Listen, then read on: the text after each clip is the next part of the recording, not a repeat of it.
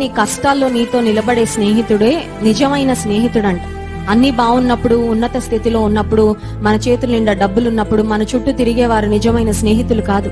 నీ కష్టకాలంలో నిన్ను ఆదరించేవారు, నీ కష్టకాలంలో నీ ప్రక్కన నేనున్నాను అని నిలబడేవారు, నీకు వెన్ను తట్టి తమ ప్రోత్సాహాన్ని అందించేవారు. Someone who can give you their shoulder.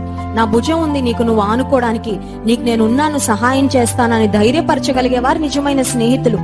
యోబు కూడా 3 స్నేహితులు ఉన్నారు. 3 యోబుకు శ్రమ రావడం ప్రారంభించిన తర్వాత నోటికొచ్చినట్లుగా మాట్లాడారండి. మన నోటి మాటలు దేవుడు పట్టించుకుంటాడా? ఎస్. మన నోటి మాటలను బట్టి దేవుడు మనకు ఫలం ఇస్తాడా, ప్రతిఫలం ఇస్తాడా? ఎస్. కొన్నిసార్లు అనుకుంటాం, నేనేం మాట్లాడాను నాకే గుర్తులేదండి.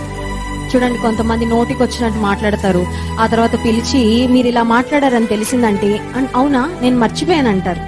That is one easy way of escaping కదండి. కొంతమంది నోటికి వచ్చినట్టు